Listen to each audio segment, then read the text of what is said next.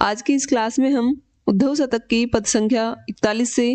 45 तक के पदों को पढ़ते हुए उनके अर्थ को समझने का प्रयास करेंगे। पिछली क्लासों में हम पद संख्या 40 तक कंप्लीट कर चुके हैं, तो आज हम पद संख्या 41 से शुरू करते हैं। पद इस प्रकार है। गोपियां हैं वो उद्धव को फटकारते हुए कह रही है, चुप रहो उधी सुधऊ पथ मथुरा को गह, कहो न कहानी जो विविध कही आए हो, कहे रत्नाकर न बूझिए बुझाए हम, करत उपाय व्रथा भारी भरमाए हो, सरल स्वभाव मृदु जानी परी ऊपर तय, पर उरिधाय करी लोन सो लगाए हो, रावरी सुधाई में भरी है कुटी लाई कुटी, बात की मिठाई में लुनाई लाई लाए हो। जो पिछली जो क्लास है उनमें हमने पढ़ा कि जो उद्धव है वो गोपियों को निर्गुण ब्रह्म का ज्ञान साधना का उपदेश देने हेतु ब्रज में पहुंच चुके हैं और गोपियों के सामने उद्धव निर्गुण ब्रह्म का बखान कर रहे हैं। तो गोपियां उद्धव के मुख से निर्गुण ब्रह्म की बात सुनकर भड़क जाती है। वो उद्धव को खरी खोटी सुना रही है और इस पद में इसी प्रसंग का वर्णन करते हुए कवि कह रहे हैं, गोपियां है वो उद्धव से कह रही है कि चुप रहो उधी, कि है उद्धव तुम चुप हो जाओ, कि तुम्हारी जो इस तरह की निर्गुण ब्रह्म की बातें हैं इनको सुनकर हम परेशान हो चुकी है, थक चुकी है, तो चुप रहो उधी, हे उद्धव अब तुम चुप हो जाओ और सूदो पथ सीधा रास्ता मथुरा को गह यानी पकड़ो, और सीधा रास्ता तुम मथुरा का पकड़ो, अर्थात तुम अब सीधे मथुरा चले जाओ, क्योंकि तुम्हारी जो निर्गुण ब्रह्म की बातें हैं वो हमारे लिए किसी भी काम की नहीं है। तो चुप रहो उधी सूदो पथ मथुरा को गह, कि उद्धव तुम अब चुप हो जाओ और सीधा पथ तुम मथुरा का जाने के लिए पकड़ लो। कहो न यानी मत कहो,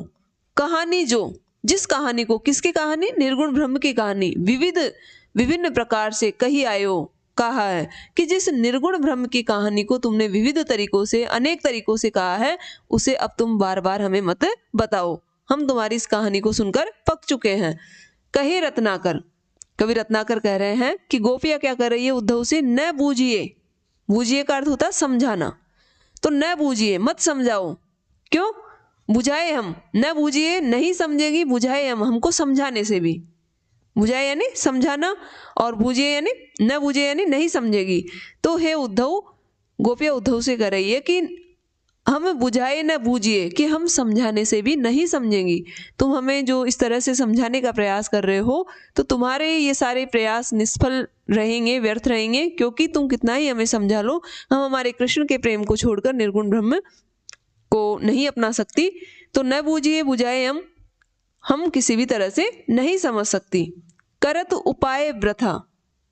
करत यानी कर रहे हो, उपाय व्रथा यानी व्यर्थ में ही, तुम हमें जो समझाने के जो उपाय जो प्रयास कर रहे हो, कैसे कर रहे हो, व्रथा का अर्थ होता है व्यर्थ, तुम हमें व्यर्थ में ही समझाने के प्रयास कर रहे हो। भारी भरमायो, ऐसा लग रहा है कि तुम भारी भ्रम में पड़े हुए हो, तुम्हें ये भ्रम है कि मैं गोपियों को समझा पाऊंगा, लेकिन तुम्हारा ये भ्रम ही है, तुम हमको नहीं समझा पाओगे। सरल स्वभाव, गोपियां कर रही है उद्धव से कि मृदु जानी परी ऊपर ते यानी ऊपर से देखने पर, कि जब हम तुमको देख रही हैं उद्धव तो ऊपर से देखने पर कैसा लग रहा है कि तुम कैसे हो, सरल स्वभाव के, और मृदु यानी कोमल, कैसा लग रहा है कि तुम्हारा स्वभाव सरल है और तुम कोमल हृदय वाले हो, तो ऊपर से तो तुम इस तरह के लग रहे हो, लेकिन तुम्हारी बातों को सुनकर ऐसा लग रहा है कि उर धाय की जगह यहाँ पे शब्द होगा घाव, ये धाय गलत है, तो उर घाव करी,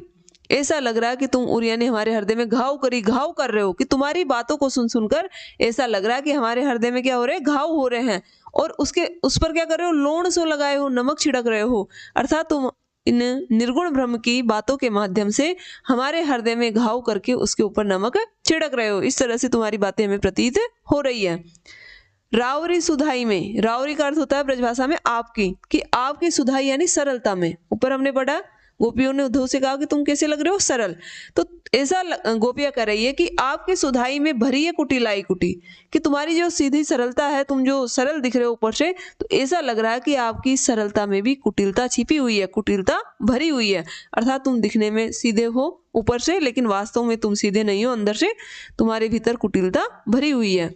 बात की मिठाई में लुणाई लाई लाई, कि तुम मीठी मीठी बातें कर रहे हो, लेकिन तुम्हारी इस बातों के मीठेपन में भी क्या है, लूण लगा, अर्थात जो कटु बातें हैं, कटु भावों का समावेश है। लूण का मतलब नमक, और नमक कैसा होता है, कड़वा। तो बात की मिठाई में लुणाई लाई लाई, कि तुम ये मीठी मीठी बातें कर रहे हो, लेकिन तुम्हारी इन मीठी बातों में कटुता के भाव का समावेश है। तो गोपियां उद्धव से यही कह रही है कि उद्धव तुम कितने ही प्रयास कर लो, लेकिन तुम हमको नहीं समझा पाओगे। अगला पद है, नेम व्रत संयम के पांजर परे को जब, लाज कुल कानी प्रति बंद ही निवारी चुकी, कौन गुण गौरव को लंगर लगावे जब, सुधी बुद्धि ही को भार टेक करी टारी चुकी, जोग रत्नाकर में सांस घुटी बड़े कौन, उदो हम सुधी ये बानक विचारी चुकी, मुक्ति को ताको मोल माल ही कहाँ है जब, मोहन लला पे मन माने की वारी चुकी। इस पद में भी जो गोपियां है वो उद्धव के निर्गुण ब्रह्म ज्ञान की बातों पर उद्धव को उलाहना देते हुए कह रही है कि हे उद्धव, तुम हमसे ये कह रहे हो कि हम निर्गुण ब्रह्म है, उसके नियमों को, उसके व्रतों को अपना ले, लेकिन ये हमारे लिए क्या है, असंभव है। तो नेम व्रत संयम, कि नियम, व्रत और संयम का अर्थ होगा संयम, कि तुम जिस योग साधना की बात कर रहे हो उसमें हमें क्या अपनाने पड़ेंगे, नियम, व्रत और संयम धारण करना पड़ेगा। कि पिंजर परे, पांजर का अर्थ हो गया है पिंजरा, परे को जब, कि हम तुम्हारी इस तरह के नियमों, व्रत और जो संयम है उसके पिंजरे में क्यों पड़े, अर्थात इन तीनों चीजों को, तीनों जो चीजें हैं उसको गोपियों ने किसके समान माना, पिंजरे की भांति। तो गोपियां उद्धव से कह रही है कि तुम्हारे जो निर्गुण ब्रह्म है या तुम्हारी जो योग साधना की बातें, उनके नियमों के, व्रत के और संयम के जो पिंजरे में हम अपने आप को क्यों बंद करें। क्यों? कि जब हम लाज कुल कानी प्रतिबंधी, जब हम लाज को, कुल कानी, कानी का अर्थ होता है मर्यादा, तो कुल कानी यानी कुल की मर्यादा, प्रतिबंधी, प्रतिबंधों को, कि जब हम गोपियां लोक लज्जा को, कुल की मर्यादा को, विभिन्न तरह के जो प्रतिबंध हमारे ऊपर लगाए गए निवारी चुकी, उनको छोड़ चुकी है। हमने इन तीनों चीजों में से, लोक लज्जा में, कुल की मर्यादा और प्रतिबंधों, इन तीनों चीजों को हमने छोड़ दिया है, इनको हमने नहीं अपनाया। तो जब हमने इनको छोड़ ही दिया तो तुम्हारे इस नियम, व्रत और संयम के पिंजरे में अपने आप को कैद करके कैसे रख सकती है। कौन गुण गौरव को लंगर लगावे जब, कि तुम्हारा जो निर्गुण ब्रह्म है उसके गुणों के लंगर में, उसके बंधन में हम अपने आप को कैसे बांध सकती है। सुधी बुद्धि ही को, जब हम श्री कृष्ण के प्रेम में अपनी शुद्ध बुद्ध खो चुकी है, कि हमने सब कुछ अपना श्री कृष्ण को ही मान लिया है, तो उसमें हम जब अपनी शुद्ध बुद्ध खो चुकी है तो उस निर्गुण ब्रह्म के ज्ञान के भार को हम कैसे सहन कर सकती है। जोग रत्नाकर, रत्नाकर कवि कह रहे हैं कि जोग में, जो गोपियां उद्धव से करे कि तुम जो योग साधना में बता रहे हो, तो उस योग में क्या करना पड़ेगा, सांस घुटी, सांसों को रोकना पड़ेगा। तो योग साधना बड़ी कठिन है, उसमें श्वासों पर नियंत्रण रखना पड़ता है। तो इस कठिन काम को हम क्यों करें, कि सांस घुटी बूढ़े कौन, की सांसों को रोककर कौन उस घुटन को अनुभव करे, जब हम क्या कर चुके हैं, सुधी बानक, बानक यानी होता है रास्ता या मार्ग, कि जब हमने सीधा सा मार्ग विचारी चुकी, जब हम उस सीधे मार्ग को अपना चुके, और सीधा मार्ग क्या है गोपियों के लिए, कृष्ण प्रेम। गोपियां ये कहना चाह रही कि उदो हम सुधी या बानक, कि जब हम सीधा सा मार्ग, कि हम कृष्ण प्रेम के सीधे से मार्ग को जब अपना चुकी है, तो सांस रोककर योग साधना करने का जो कठिन मार्ग है, उस मार्ग को हम अपना करके क्या कर लेंगे, श्री कृष्ण से प्रेम करना हमारे लिए आसान है, तो हमने इस सीधे मार्ग को ही अपना लिया है। और तुम जिस मुक्ति की बात कर रहे हो कि निर्गुण ब्रह्म की से योग साधना से गोपियों तुम्हें मुक्ति मिल जाएगी, तो मुक्ति ताको मोल माल ही कहा। गोपियां कर रही है कि उस मुक्ति रूपी मोतियों के मोल का हमारे लिए क्या मतलब, कि जब हम मोहन लला पे, जब हम श्री कृष्ण पे मन मानिक, मन रूपी माणिक को, हमारे मन रूपी जो मोती है उसको वारी चुकी, न्योछावर कर चुकी है, कि हम श्री कृष्ण पे, उस मोहन लला पे अपने मन माणिक, अपने मन रूपी मोती को वारी का अर्थ होता है न्योछावर करना, कि हम जब श्री कृष्ण पर अपने मन रूपी मोती को न्योछावर कर चुकी है, तो उस मुक्ति रूपी जो मोती है उसके मोल का हमारे लिए कोई मतलब नहीं रह जाता। अगला पद है, ल्याए लादी बादी ही लगावन हमारे गरे, हम सब जानी कहाँ सुजस कहानी ना, कहे रत्नाकर गुनाकर गोविंद हूँ के, गुणनी अनंत बेदी सिमिटी समानी ना, हाथ बिन मोल हूँ बिकी तापे न मग हूँ मैं कहूँ, तापे बट मार टोल लोल हूँ लुभानी ना, कहते मिले मुक्ति बधु बर के कुबर में, उबर भई जो मधुपुर में समानी ना। इस पद में गोपियां उद्धव के निर्गुण ब्रह्म ज्ञान के द्वारा प्राप्त होने वाली जो मुक्ति है उसकी मतलब उसका मजाक उड़ा रही है। गोपियों को जब उद्धव ने बताया कि जब तुम निर्गुण ब्रह्म की साधना करोगी, योग साधना को अपना लोगी तो तुम्हारी मुक्ति हो जाएगी, तो इसी बात पर तंज कसते हुए उस मुक्ति की का उपहास उड़ाते हुए गोपियां उद्धव से कह रही है कि ल्याए लादी, कि ल्याए यानी लाए हो, लादी लाद करके, बादी ही, बादी यानी व्यर्थ में ही, कि जो तुम वो मुक्ति रूपी जो वस्तु हमारे लिए लेके आई हो कि गोपियों तुम इस चीज को अपना लो तुम्हारी मुक्ति हो जाएगी। तो गोपियां क्या कर रही कि ल्याए लादी बादी ही, व्यर्थ में ही तुम उस मुक्ति रूपी वस्तु को हमारे लिए लाद कर लाए हो। लगावन हमारे गले, हमारे गले में लगाने के लिए, जबरदस्ती हमारे गले पटकने के लिए, कि जबरदस्ती उस मुक्ति रूपी वस्तु को हमारे गले में पटकने हेतु तुम उसे व्यर्थ में ही लाद करके लाए हो। हम सब जानी, हम सब गोपियां इस बात को जानती है। कहा सुजस कहानी न, उस मुक्ति की सुयस कहानी को, सुजस का अर्थ यानी सुयस, कि उस सुयस कहानी को तुम हमें बार बार मत बताओ। कहे रत्नाकर, कवि रत्नाकर कह रहे हैं कि गुणाकर गोविंद गुणनी अनंत भेदी सिमिटी समानी ना। गोपियां उद्धव से कह रही है कि हे उद्धव, कि गुणाकर, गुणों की जो खान है, आकर यानी होता खजाना, गोविंद कि गुणों की खान गोविंद के, गुणनी अनंत, अनंत गुणों को, भेद यानी भेद कर, कि तुम्हारी जो मुक्ति है उसने तो गुणों की खान गोविंद के अनंत गुणों को भी भेद दिया है, उसको भेद कर सिमटी समानी ना, लेकिन उसके भीतर भी वो सिमट कर नहीं रह पाई। तुम्हारी जो मुक्ति है उसने क्या किया कि गुणाकर गोविंद हूं, कि गुणों की खान गोविंद के अनंत गुणों को भी उसने भेद दिया है, भेद कर उसमें प्रवेश कर गई है और उसमें भी वो सिमट करके नहीं रही है। तो उस मुक्ति को अपना करके, उस मुक्ति को प्राप्त करके हम क्या कर लेंगे। और गोपियों का जो यह तर्क है वो अत्यंत पुष्ट है, क्योंकि गुणों के जो आश्रय हैं गुणी श्री कृष्ण हैं, और जब वे स्वयं मुक्ति को न अपना सके तो फिर मुक्ति का महत्व ही क्या रहा। कम से कम गुणों के सागर श्री कृष्ण को तो मुक्ति को अपना लेना चाहिए था। तो गोपियां आगे की जो पंक्ति इसमें भी मुक्ति की सारहीनता का वर्णन करते हुए उद्धव से कह रही है कि हाथ बिन मोलू बिकी तापे न मगहू में कहूं, कि मग यानी होता है रास्ता। तो गोपियां क्या कर रही उद्धव से कि उद्धव, हमें इस बात का बड़ा दुख है कि किसी ने, कि तापे यानी न मगहू, कि रास्ते में, तापे न बिन मोलू, बिना मोल के, अर्थात बिना मूल्य चुकाए हुए भी तुम इसे नहीं बेच पाए। तुम्हारी जो मुक्ति है बिन मोल हु बिकी न, कि बिना मोल के, अर्थात तुम अगर इसको किसी को फ्री में देना चाहो,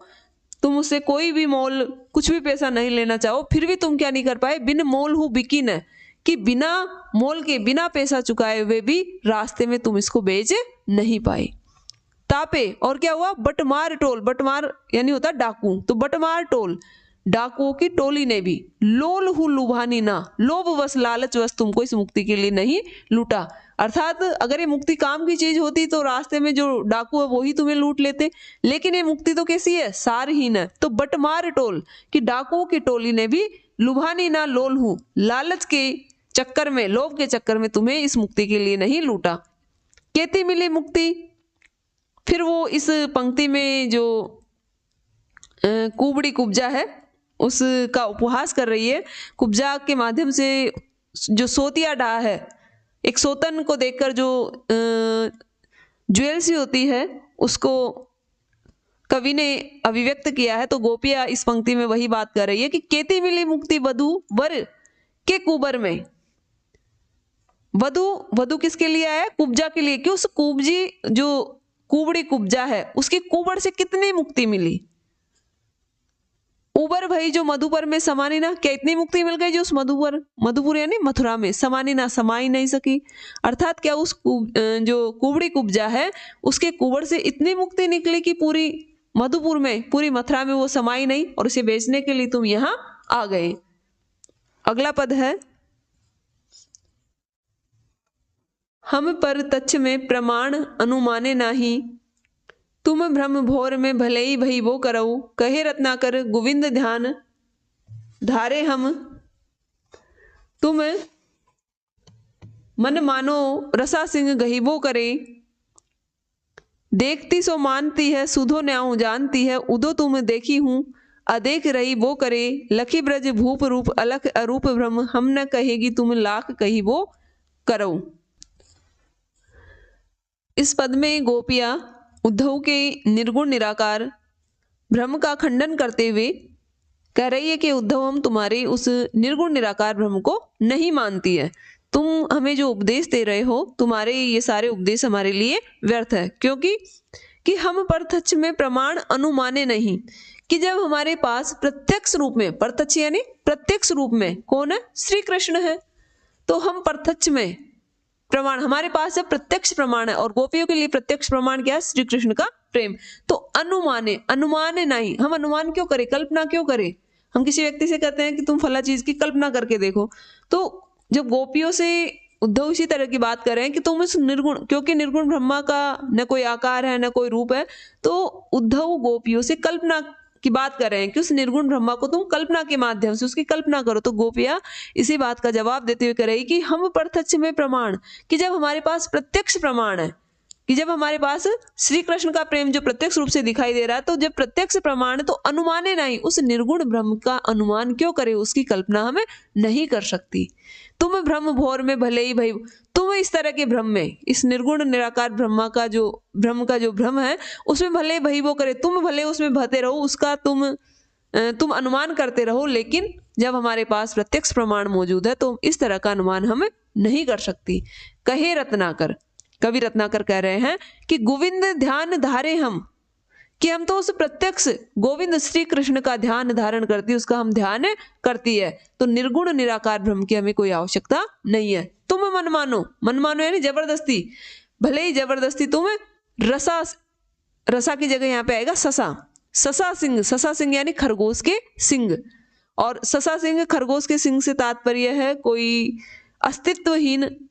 वस्तु, जिसका कोई अस्तित्व ही नहीं हो, क्योंकि खरगोश के सिंग नहीं होते, तो खरगोश के सिंगों की कल्पना करना क्या है, ऐसी वस्तु की कल्पना करना जिसका कोई अस्तित्व नहीं है। तो गोपियां क्या कह रही है कि गोविंद ध्यान धरे हम तो उस गोविंद का जो प्रत्यक्ष रूप से मौजूद है उसका ध्यान करती है। हाँ उद्धव, अगर तुम चाहो तो मन मानो जबरदस्ती उस ससा सिंह खरगोश के सिंह की भांति, खरगोश के सिंह के समान किसे बताए, निर्गुण निराकार ब्रह्मा को, क्योंकि वो भी कल्पना की चीज है और खरगोश के सिंह भी क्या है, कल्पना की चीज है। तो खरगोश के सिंगों के भांति तुम उस निर्गुण निराकार ब्रह्म को गहीबो करे, उसकी तुम कल्पना कर सकते हो, उसका अनुमान कर सकते हो। हम गोपियां तो क्या है, देखती सो मानती है, जिसको हमने देखा है, और हमने किसको देखा, कृष्ण को, तो देखती सो मानती, जिसको हमने देखा है उसको यह मानती है, सुधो न्याऊ जानती है। हम सीधा सा न्याऊ, सीधी सी, हम कहते हैं ना कई बार कि ये बात सीधी सी है, सीधी सी हम ये बात जानते हैं, तो गोपियां कह रही है सुधो न्याऊ जानती है, हम तो सीधा सा इस बात को जानते हैं। किस बात को, कि देखती सो मानती, कि जिस चीज को हमने देखा हम उसी चीज को मान सकते हैं। और तुम जिस निर्गुण ब्रह्म की बात कर रहे हो वो न दिखाई देता है, न उसको हमें, उसका कोई आकार है, तो हम उसको कैसे माने। उद्धव तुम देखी हूं अदेख रही वो करे, कि अदेख जिसे देखा नहीं जा सकता उसको तुम ही, गोपिया उद्धव से कह रही है कि जिस चीज को हमने देखा नहीं और उस अदेख, उस अदृश्य चीज को तुम ही उसकी कल्पना करो। लखी ब्रज भूप रूप अलख अरूप भ्रम, कि लखी यानी देखा हमने, तो ब्रज भूप, ब्रज के भूप यानी राजा, और ब्रज के राजा कौन है, कृष्ण। तो लखी ब्रज भूप रूप, हमने तो ब्रज के राजा कृष्ण के रूप को देखा है। अलख अरूप ब्रह्म, और तुम्हारा जो अरूप, जिसका कोई रूप नहीं है, उस ब्रह्म को, अलख यानी जो दिखाई नहीं देता, कि उस अदृश्य रूपहीन ब्रह्म को हम न कहेगी, हम नहीं मानेंगी। तुम लाख कहिबो करे, तुम लाख बार कहो, तुम लाख बात कह दो, लेकिन तुम्हारे लाख कहने पर भी उस अलख अदृश्य अरूप ब्रह्मा को हम नहीं मानेंगे। क्यों? ब्रज भूप रूप अलख लखी, हमने तो ब्रज के राजा श्री कृष्ण के उस रूप को देख रखा है। अगला पद है, रंग रूप रहित लखात सबही है हमें, वैसे वेसौ एक और ध्याई धीर धरिहे कहाँ, कहे रत्नाकर जरी है विरहा नल में, और अब ज्योति का जगाई जरी है कहाँ, राखो घरी उधो उते अलख अरूप ब्रह्म, तास काज कठिन हमारे सरीह कहाँ, एक ही अनंग साधि साध सब पूरो अब, और अंग रहित आराधी करिए कहाँ। इस जो पद है इसमें भी जब उद्धव ने गोपियों को ज्ञान योग का उपदेश देते हुए निराकार ब्रह्म की उपासना का महत्व बतलाया, तो गोपियां अपनी विवशता उपालंब पूर्वक व्यक्त करते हुए कह रही है कि रंग रूप रहित लखात, लखात यानी दिखाई देना, सब ही यानी सब के सब हमें।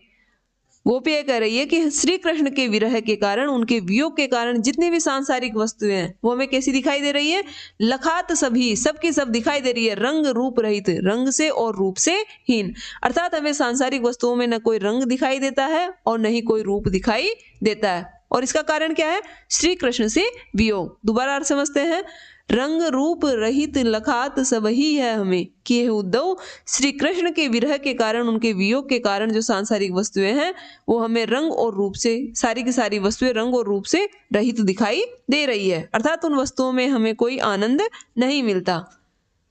तो वेसो एक और ध्याई, और वैसा ही कौन है? एक और, अर्थात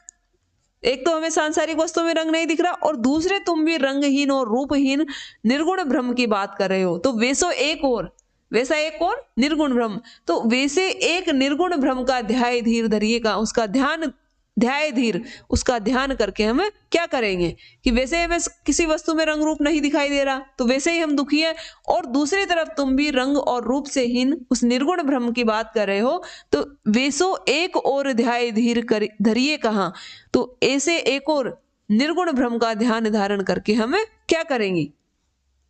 कहे रत्नाकर, कवि रत्नाकर कह रहे हैं, गोपिया कह रही है उद्धव से, जरी ही है, जरी है यानी जली है, विरहा नल, विरह की अग्नि में, कि श्री कृष्ण के विरह की अग्नि में वैसे ही हम जल रही हैं। तो अब ज्योति का जगाई जरिए कहाँ, और अब क्या कर रहे हो तुम? निर्गुण ब्रह्म की ज्योति को जलाने की बात कर रहे हो, तो उस ज्योति को जगाए, उस निर्गुण ब्रह्म की ज्योति को जगाए यानी जला करके, जरिए कहाँ, फिर से हम जल करके क्या करेंगे कि हम तो वैसे ही विरह की अग्नि में जल रहे हैं, तो निर्गुण ब्रह्म के ज्ञान की ज्योति को जलाकर जरिए कहाँ, जल करके हमें क्या करेंगे। राखो धरी उधव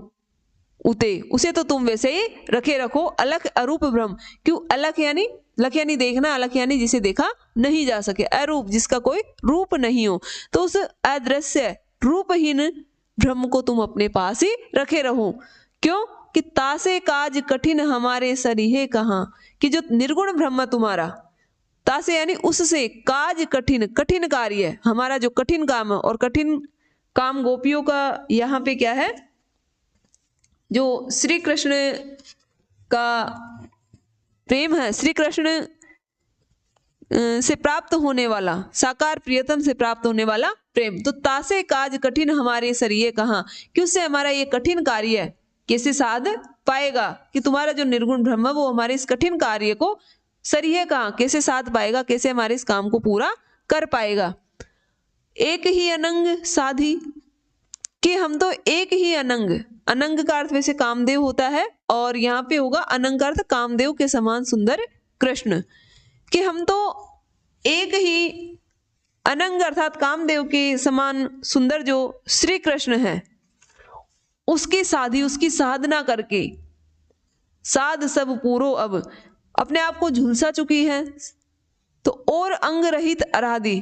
तो दूसरे अंग रहित, दूसरा अंग रहित, अंग रहित आया यहाँ निर्गुण ब्रह्म के लिए, उसके भी कोई अंग नहीं है, तो अंग रहित, कि अंगों से रहित उस निर्गुण ब्रह्म की आराधी यानी आराधना करके करिए कहाँ, हम क्या कर लेंगे। अर्थात कि अनंग साधी साध सब पूरा हो, कि हमने तो उस अनंग श्री कृष्ण की ही साधना कर ली है, अब तो हमारी सारी साध पूरी हो चुकी है, अर्थात हमने अपने आप को जितना झुलसा लिया झुलसाया उतना अब हम झुलसा चुकी हैं। अब अंग रहित आराधि करिए कहाँ, अब हम अंगों से रहित उस निर्गुण ब्रह्म की आराधना करके क्या कर लेंगे। अर्थात गोपियों के कथन का अभिप्राय यह है कि जब साकार श्री कृष्ण से प्रेम करने पर भी उन्हें सुख नहीं मिल रहा तो निराकार ब्रह्म की उपासना करने से कैसे सुख मिलेगा। आज के लिए इतना ही, धन्यवाद।